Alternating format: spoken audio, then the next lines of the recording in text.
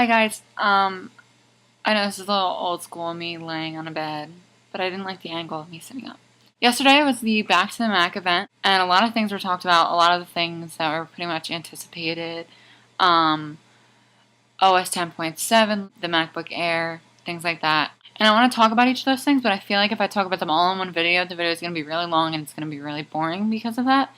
So I think I'm going to break it up into multiple videos, and this video will be about the MacBook Air because that is the most interesting to me. Okay, well, first and foremost, I'm not going to really do a recap because I feel like so many people are doing that, and that's not really what you're watching for because I'm sure you already know what happened.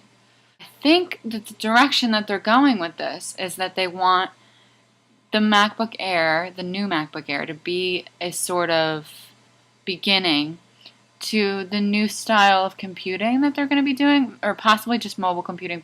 But for things such as the MacBook Air that, say, don't have the optical drive, now if you have the Mac App Store, you don't even really need that, because I was thinking, what would I need a CD for? When do I ever use that? Or a DVD?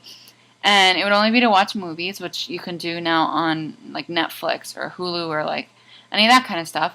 And if you are trying to install software. But now if you have the App Store, which you can download Apple apps as well, and I'm sure there's going to be Microsoft apps, other kind of apps from major companies, not just apps that are like made by independent developers, in which case you won't need an optical drive anymore.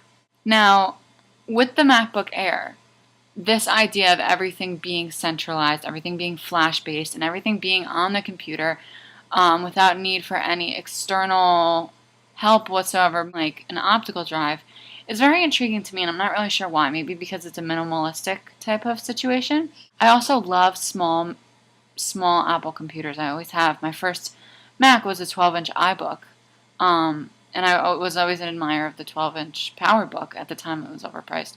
So, I am extremely supportive of this new 11.6-inch MacBook Air.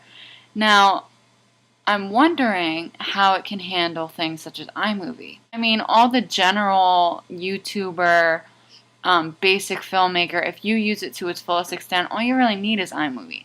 In that case, I'm beginning to wonder, would a MacBook Air suit the needs of someone such as myself? Now, I have a 2.53 gigahertz Core 2 Duo MacBook Pro, 13-inch, which is amazing, and I love it.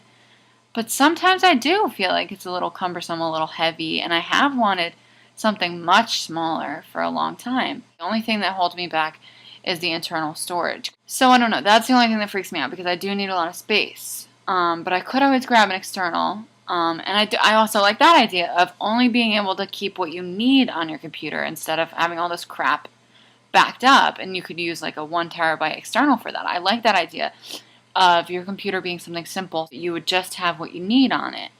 And then when you don't need it, it would force you to delete it, which would stop clutter on your hard drive, would stop you being somewhat of a file hoarder, if you will. I really like the idea that Apple is putting forth with the new MacBook Air, where they're going with it, and what they're trying to sort of achieve, which is this completely digital lifestyle, completely flash-based, very light, portable.